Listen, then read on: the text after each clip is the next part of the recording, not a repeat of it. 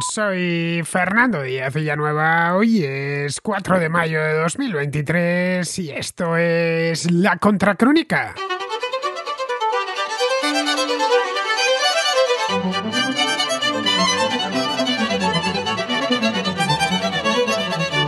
Este 1 de mayo fue especialmente caliente y alborotado en Francia. Cientos de miles de manifestantes salieron a la calle en una convocatoria nacional contra el presidente Emmanuel Macron y su impopular reforma del sistema de pensiones, que a pesar de que fue aprobada hace ya más de un mes, sigue dando que hablar. Los sindicatos buscaban capitalizar la tradicional marcha del Día de los Trabajadores para dar salida a sus demandas y demostrar al Liceo que el descontento se mantiene porque la ley fue aprobada por decreto. La ley, muy polémica desde que fue anunciada a principios de año, eleva la edad de jubilación de los 62 años a los 64 años. Durante los meses de febrero y marzo, las manifestaciones en contra del presidente fueron multitudinarias y buena parte de la Asamblea Nacional se puso en contra. Pero para Macron, sacar adelante esta ley era algo casi existencial. Puenteó a la Asamblea echando mano de una disposición constitucional, el artículo 49.3, que faculta al presidente a aprobar leyes por decreto. Tirar del 49.3 fue algo parecido a echar gasolina al fuego. Las protestas, en lugar de detenerse, se intensificaron. Y esta vez ya no solo por la reforma de las pensiones en sí, sino por los modos dictatoriales de los que le acusa la oposición, le acusa al presidente. Durante todo el mes de abril, la llama de la protesta se mantuvo encendida, pero los sindicatos se reservaban la mejor parte para el Día de los Trabajadores, que en Francia es una fecha importante y muy señalada. Los sindicatos y los partidos de izquierda hicieron un llamado a salir a la calle, a manifestarse contra la reforma y contra el propio presidente, al que caricaturizan como un rey absoluto. El resultado fue que, según los datos ofrecidos por el Ministerio del Interior, casi 800.000 personas marcharon por las calles de las principales ciudades francesas, especialmente por las de París, que es el epicentro indiscutible de la vida política francesa. En el curso de las manifestaciones se registraron disturbios y hubo que lamentar desperfectos en el mobiliario urbano, debido a la batalla campal que se libró entre los manifestantes más violentos y la policía. Algunos manifestantes lanzaron fuegos de artificio contra las unidades policiales y estas respondieron con gases lacrimógenos y granadas aturdidoras. Como resultado de las refriegas, más de un centenar de agentes de policía resultaron heridos. El espectáculo de guerra en la calle, guerra sin cuartel, ha dolido a muchos franceses que están en contra de la reforma, pero que no desean ver alterado de esta manera el orden público. Macron, por su parte, ya ha adelantado que no retirará la ley, recordando que es algo imprescindible para la sostenibilidad futura de las pensiones, seriamente comprometida desde hace años por el envejecimiento paulatino de la población. Lo que se ha ofrecido es un acuerdo a los sindicatos, está dispuesto a hacer algunas concesiones en otros campos, pero no a modificar una sola coma de la reforma de las pensiones, que es el proyecto estrella de su segundo mandato. Para las agencias de calificación, la situación se ha tornado preocupante. El pasado viernes, Fitch rebajó un escalón la calificación crediticia de Francia, llevándosela desde AA a AA negativo. Para los analistas de Fitch, la decisión de Macron de aprobar la ley pasando por encima de la Asamblea Nacional fortalecerá las fuerzas más radicales y antisistema, lo que tendrá un gran impacto en la economía del país, ya que el presidente podría verse tentado a disparar el gasto público en otras áreas o a revertir reformas anteriores.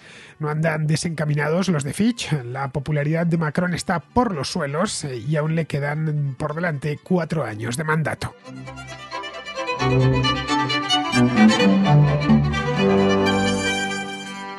Las manifestaciones del 1 de mayo de este año en Francia se pronosticaban problemáticas y así ha sido. Chocaba ver las imágenes juntas, las manifestaciones que tuvieron lugar en España, concretamente en Madrid, y las que estaban teniendo lugar en Francia, en París. En unas eran todo sonrisas y los propios ministros del gobierno estaban manifestándose, entre comillas, en las principales calles de Madrid, mientras que en París era todo lo contrario. El ambiente era muy reivindicativo, el ambiente era muy malo en definitiva, la policía iba armada armada hasta los dientes porque sabían lo que se les venía encima y los manifestantes eran muchísimos más.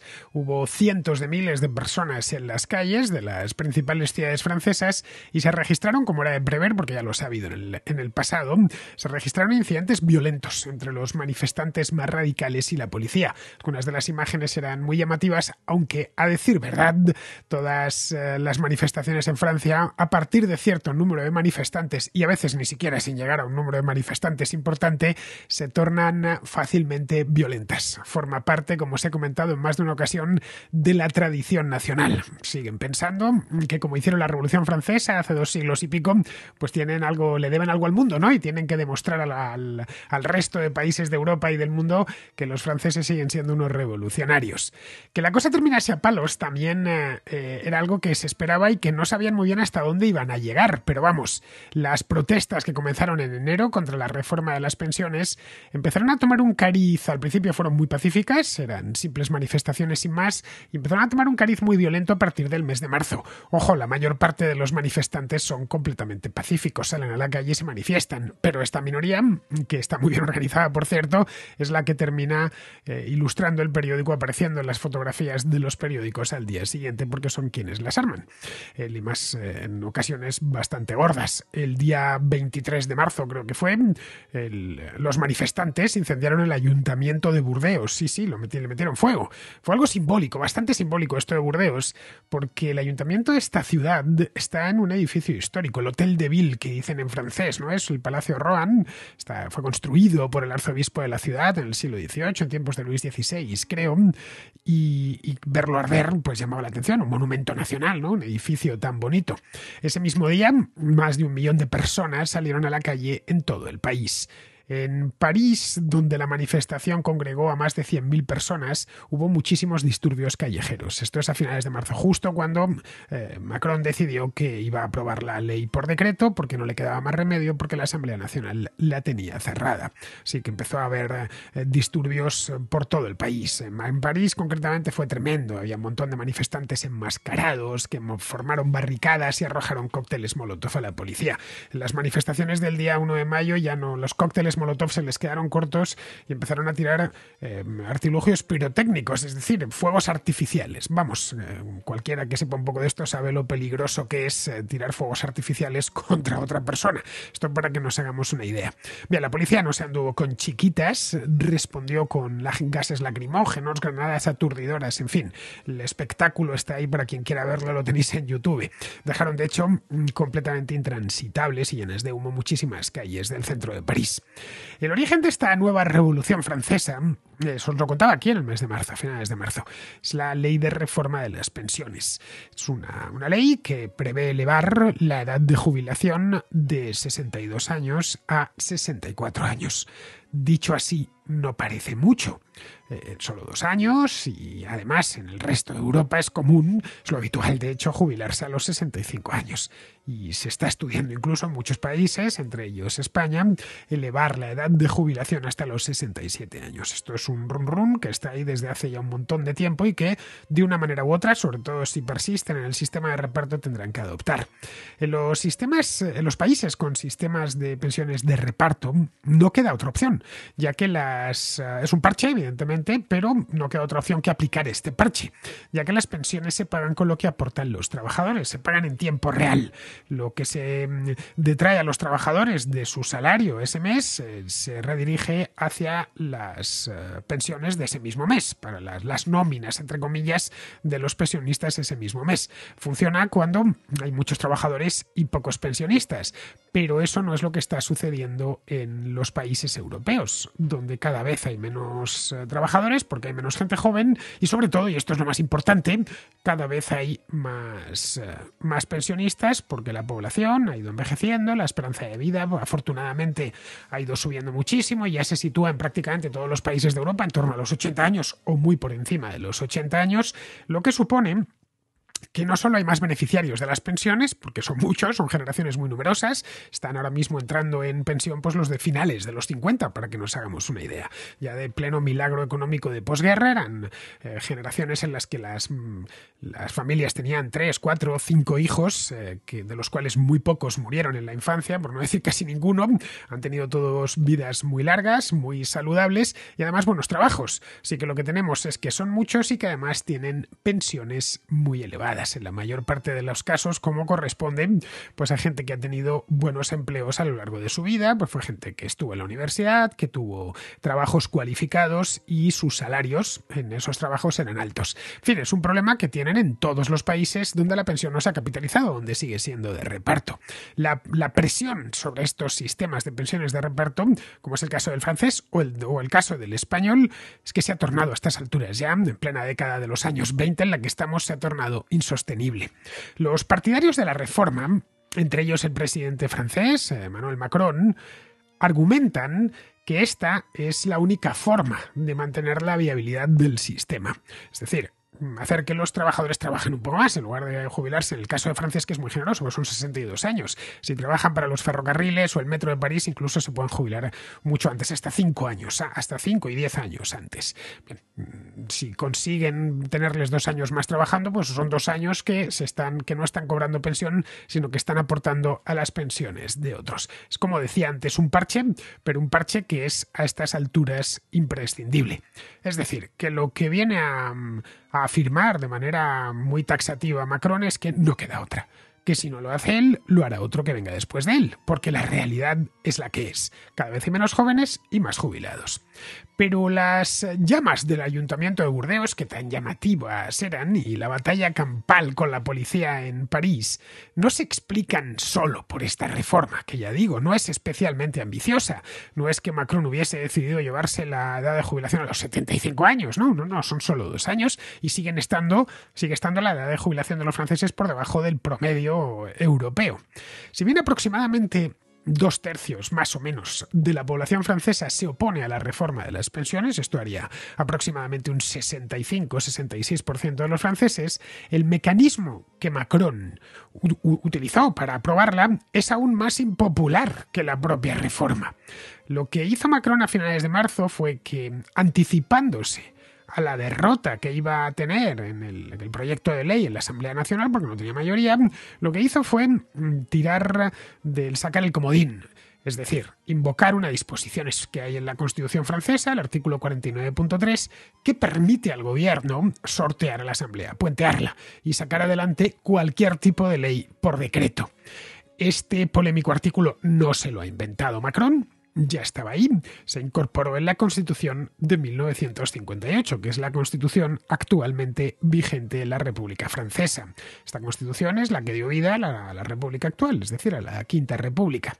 Fue un empeño, según parece, del padre de esta república, del general Charles de Gaulle, que consideraba que buena parte de los males de la Cuarta República, la Cuarta República es la que fue del final de la Segunda Guerra Mundial, fue una república muy efímera, todo hay que decirlo, no tan efímera como la Segunda, que es la que preludió el Segundo Imperio a Napoleón III, pero fue muy efímera, duró poco tiempo, fue del final de la Segunda Guerra Mundial hasta 1958, pues uno de los males de esta Cuarta República provenía de la falta de poderes reales de la presidencia, que estaba ahí poco menos que de adorno.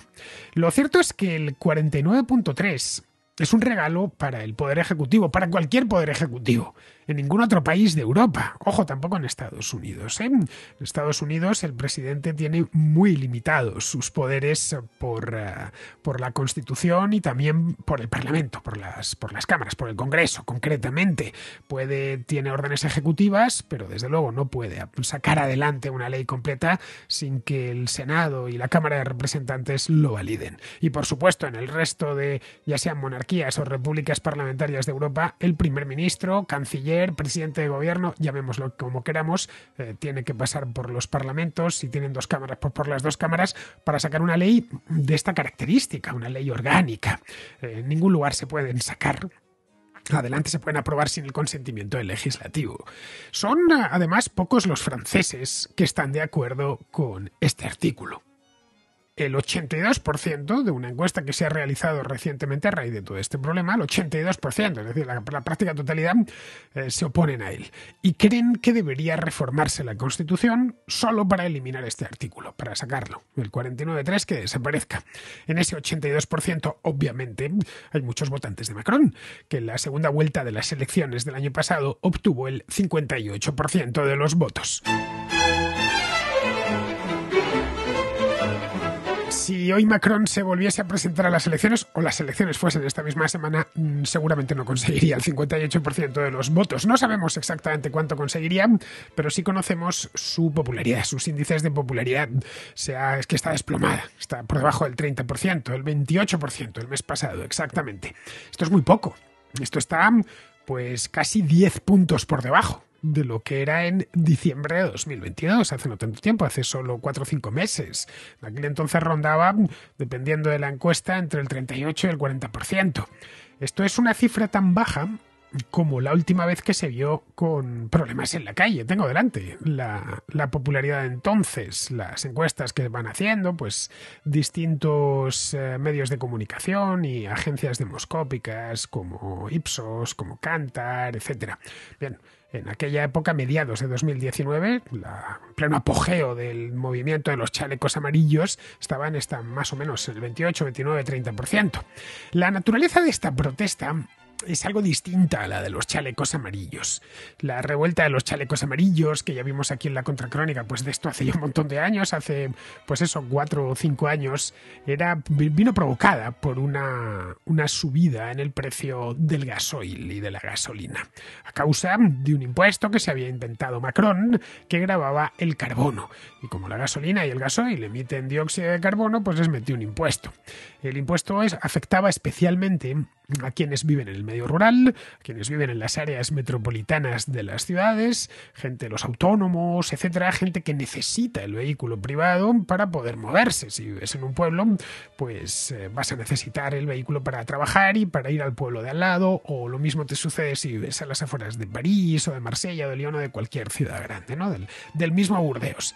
Y esto hizo que muchos se enfadasen. De hecho, el movimiento se llamaba chalecos amarillos porque es lo que se ponen los conductores cuando tienen algún problema por la carretera. Está obligado por ley, no solo en Francia, también en España, llevar un chaleco de color amarillo para que otros conductores te vean si has tenido un problema y estás retirado a un lado de la carretera en el arcén. Y empezó a llamarse así porque se manifestaban con los chalecos amarillos puestos.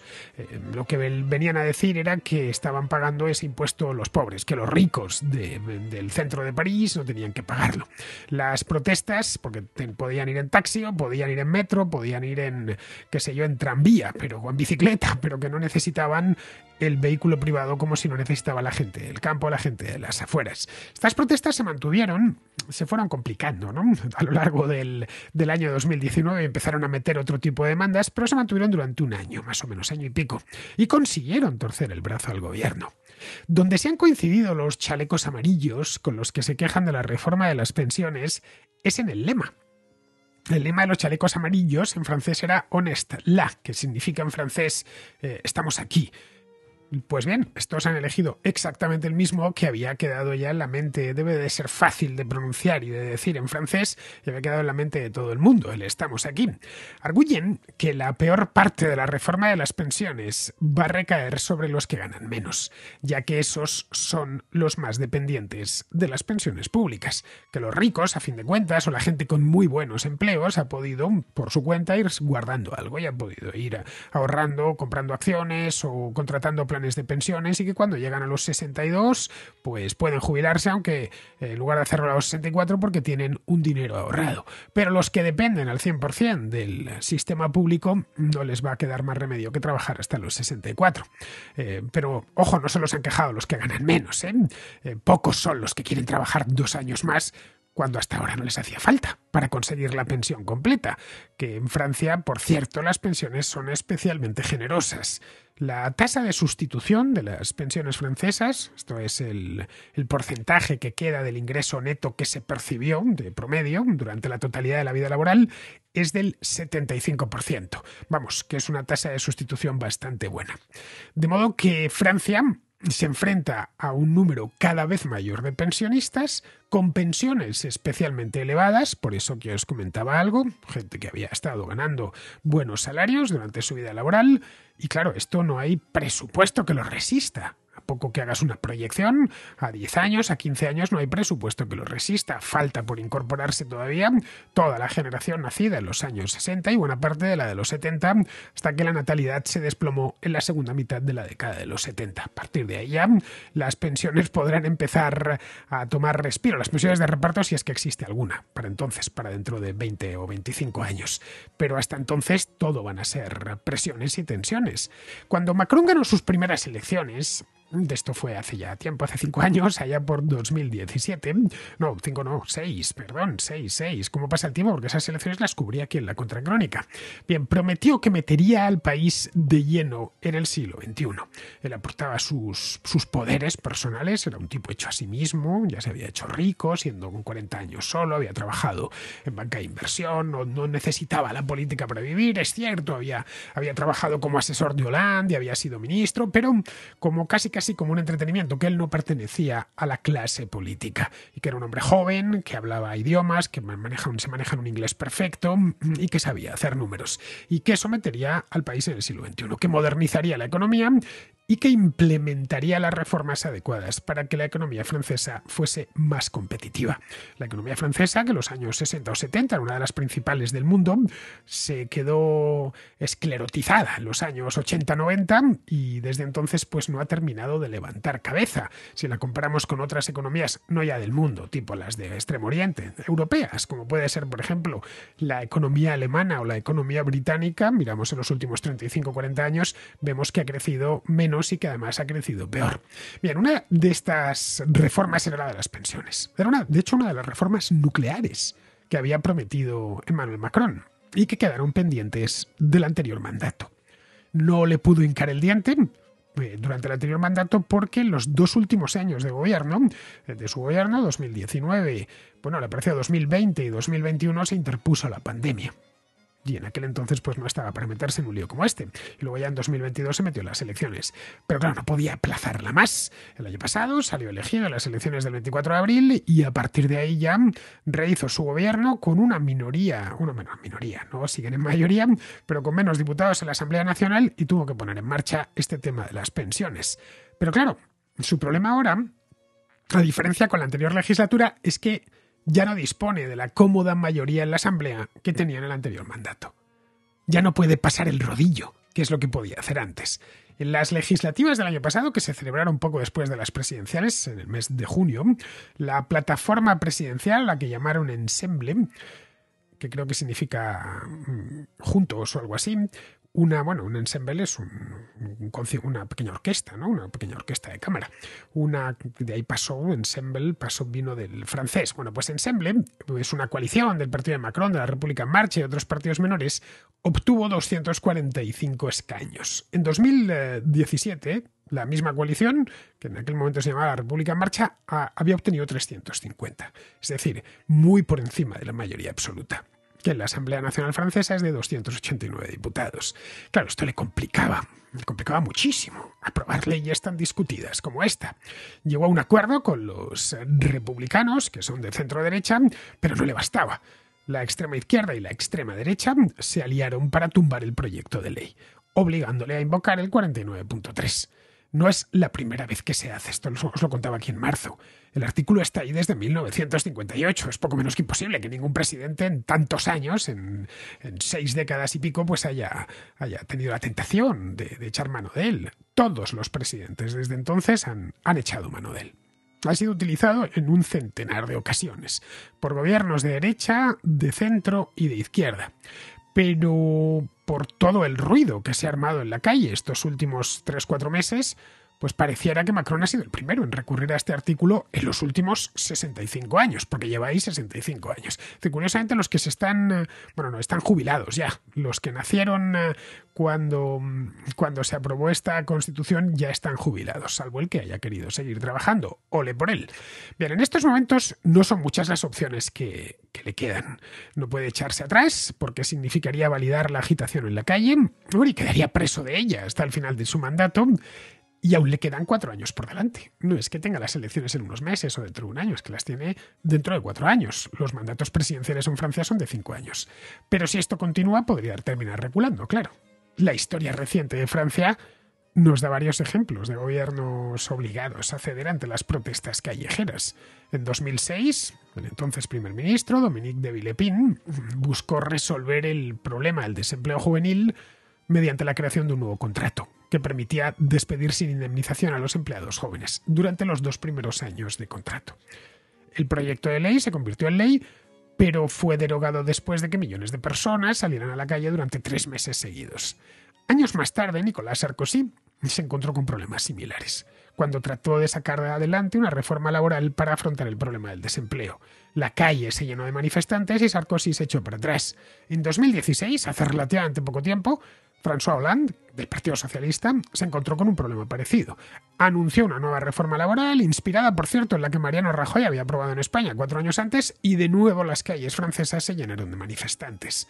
Los sindicatos y algo así como el 70% de la población se opusieron a la reforma, que había elaborado su primer ministro, alguien muy conocido en España, concretamente en Barcelona, Manuel Valls. No era ni mucho menos una reforma ambiciosa. E iba además en línea con lo que solicitaba Bruselas, pero para la extrema izquierda y la extrema derecha era intolerable.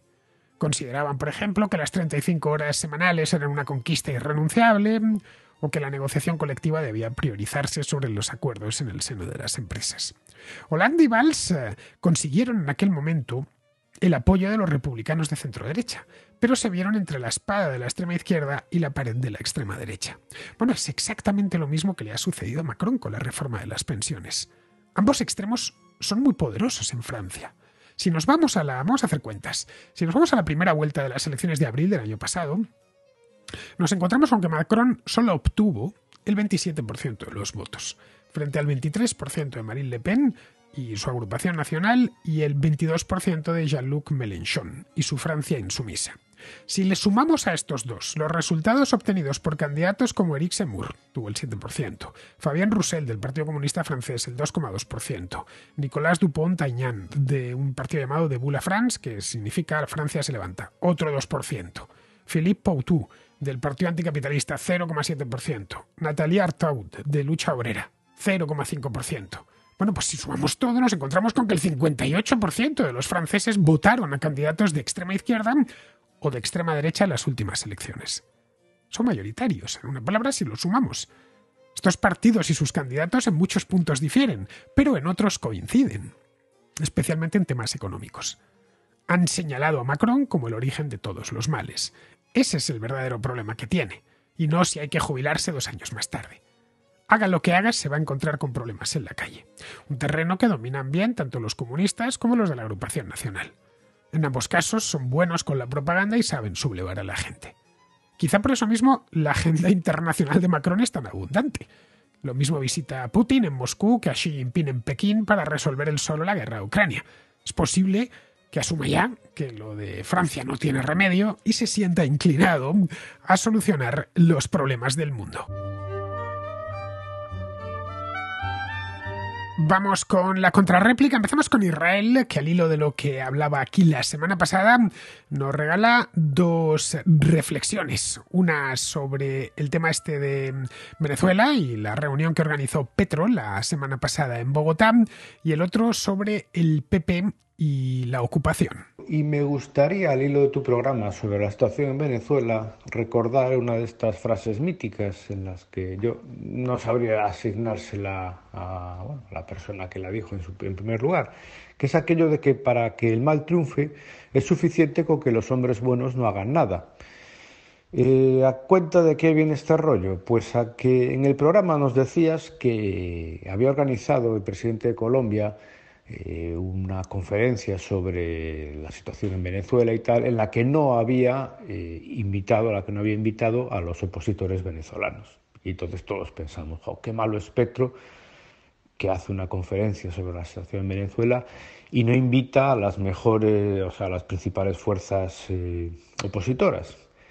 Pero claro, después están los hombres buenos. En este caso, los hombres buenos son los representantes diplomáticos de la Unión Europea, que no se plantan y dicen, mire, señor Petro, usted si va a organizar esta parodia, no cuente con nosotros o nos da cumplida información de cómo va a participar la oposición en este acto, o si no, ya digo, con nosotros no cuente. Pero claro, si organizas una encerrona y la Unión Europea, sus diplomáticos la bendicen, pues estamos apañados.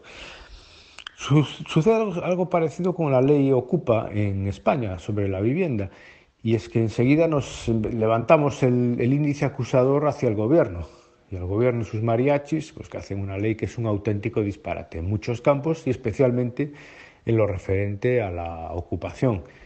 Pero claro, si ahora vemos hacia los hombres buenos, a los que teóricamente son los buenos, que son las gentes del Partido Popular, pues bien, el Partido Popular, estos hombres buenos, han tenido 2 mayorías absolutas para dejar el tema de la ocupación zanjado y nunca han hecho nada. Es decir, básicamente la legislación con la que empezaron su gobierno pues es la misma con la que su gobierno terminó. Y ya digo, es muy fácil señalar a los malos porque, bueno, en su función de malos está el ser gente muy visible para que la señalemos, pero bueno, no nos olvidemos nunca de los hombres buenos que no hacen nada, que son casi tan responsables como los primeros. La frase esa de que para que el mal triunfe solo es necesario que los hombres buenos no hagan nada, creo que es de Edmund Burke, un pensador británico del siglo XVIII que se dolía por los excesos de la Revolución Francesa. Respecto a lo que comentas de la reunión que se celebró en Bogotá la semana pasada, la idea de Petro era que concurriesen todas las partes, menos los venezolanos, porque tampoco acudió el gobierno de Maduro. Lo que quería Petro era que se construya algo así como un nuevo mediador, ya que la mediación de Noruega no había funcionado. Las conversaciones mediadas por Noruega y fueron utilizadas por el régimen chavista como táctica dilatoria, mientras les iba mal. Y eso no condujo a sitio alguno y al final terminaron muriendo. Así que la idea de Petro era esa misma, volver a tener un mediador. Esa es la razón por la que no dejaron asistir a Juan Guaidó. Ahí Petro podría tener coartada. Usted no estaba invitado y aquí lo que queremos es formar un mediador y usted evidentemente es una de las partes, no puede ser mediador. Pero lo que no tiene coartada es el hecho de que le expulsó de Colombia y le devolvió a Venezuela. Le estaba diciendo a Maduro que Guaidó quedaba completamente en sus manos, que no iba a protegerle.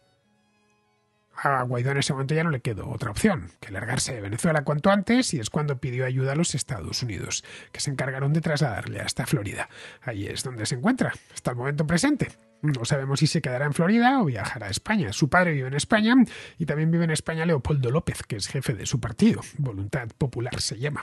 Luego, la reunión ya no sirvió para nada, lo cual era previsible desde el momento en el que fue convocada. Lo que las partes piden es que se celebren elecciones limpias en Venezuela, y para eso tiene que venirse el gobierno de Nicolás Maduro, que es quien tiene el poder. Elecciones limpias significa elecciones debidamente observadas por un cuerpo internacional. Una de las técnicas habituales del chavismo desde su mismo origen es la alteración de los resultados electorales. Los fraudes en las urnas han estado a la orden del día a lo largo de los últimos 20 años. La pregunta es si Petro conseguirá convencer a Maduro de que haga esas elecciones. Yo estoy convencido de que Petro está dispuesto a hacer la vista gorda, ya que simpatiza abiertamente con la revolución bolivariana, pero claro, no tanto con otras partes como Estados Unidos o la Unión Europea. En cuanto a lo que comentas del PP y de la ocupación, no solo no hicieron nada en contra, sino que con la reforma del Código Penal de 2015, el delito de ocupación pacífica pasó a ser menos grave.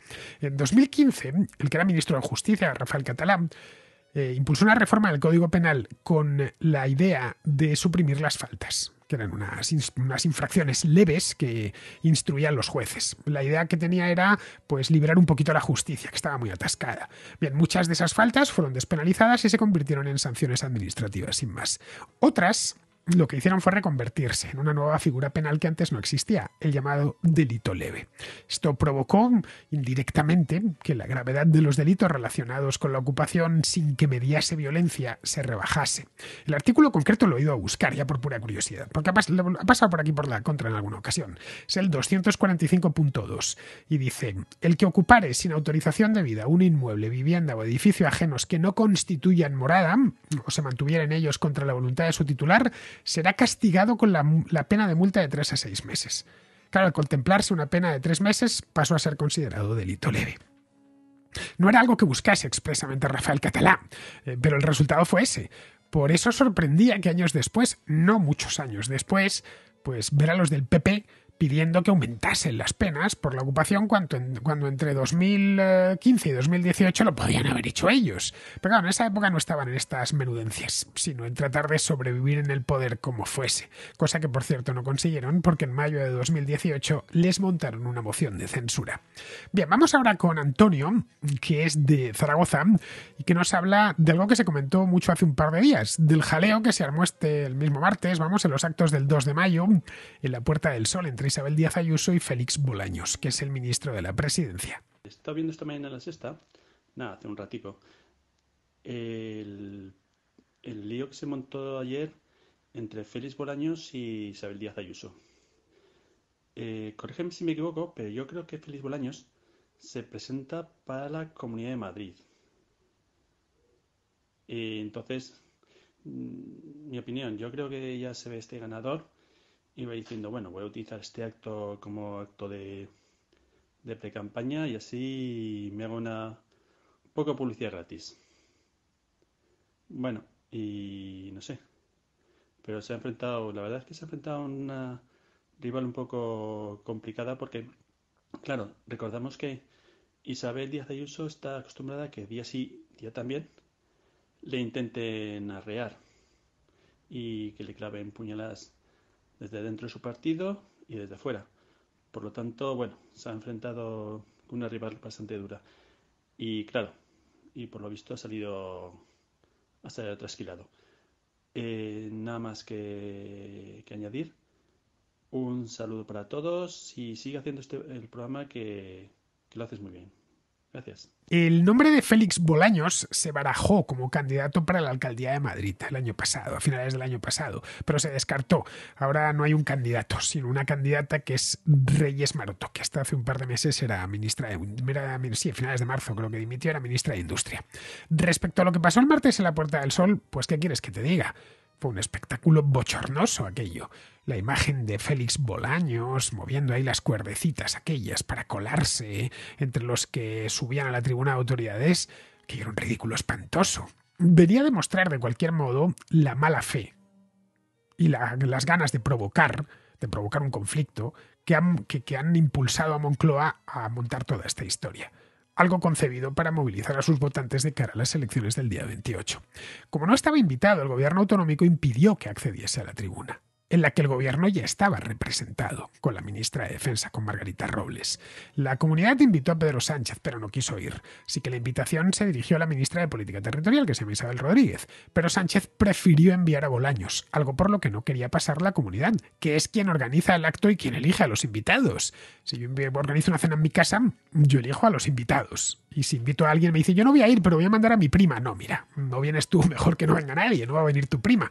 Pues en este caso es exactamente lo mismo. Además, no hay ninguna ley ni ordenanza que obligue a invitar al gobierno a actos autonómicos de este tipo. Si lo hace el gobierno autonómico es por cortesía institucional, nada más. Podían haber estado perfectamente la presidenta de la comunidad de autónoma de Madrid junto al alcalde. Y con eso hubiera bastado. No tienen obligación de invitar a nadie más. Lo que pasa es que, bueno, por aquello de que Madrid es la capital, el 2 de mayo es una fecha muy señalada, pues tradicionalmente se invita al gobierno. El gobierno autonómico, si quiere, invita, y si no lo quiere, no invita. Invitaron, de hecho, a la ministra de Defensa. Y al propio Pedro Sánchez también le invitaron. Como este no quiso ir, escogieron a Isabel Rodríguez, porque su cartera, la de política territorial, tiene que ver con las autonomías. Lo que no querían era que les impusiesen invitados. Y ojo, esto se lo hicieron saber días antes, para evitar el conflicto. Les advirtieron que no estaría en la tribuna de autoridades y que si se dejaba caer por ahí tendría que conformarse con estar en un lugar menos visible, para autoridades de segundo nivel. Pero es que aún así Bolaños se presentó. Se llevó primero un sonoro abucheo en la calle y luego trató de colarse, lo cual, para que engañarnos, era una macarrada muy propia de su jefe. No sé, debieron pensar que iban a ganar sí o sí. Si la comunidad cedía, porque podrían decir que han quedado por encima. Si se lo impedían, porque podrían hacerse las víctimas. Bueno, esto último es lo que hicieron. Y era exactamente lo que habían ido a buscar, porque Sánchez necesita el conflicto hasta para respirar. Lo sorprendente de toda esta historia, lo que me llamó a mí la atención, fue cómo Félix Bolaños, todo un letrado del Banco de España, un tipo aparentemente serio y formado, que fue profesor en el Instituto de Empresa, que trabajó en Uría, caray, se haya prestado a semejante payasada para complacer a su jefe, solo para complacer a su jefe. A quien, por cierto, si nos atenemos a las encuestas, no le queda mucho tiempo en la Moncloa.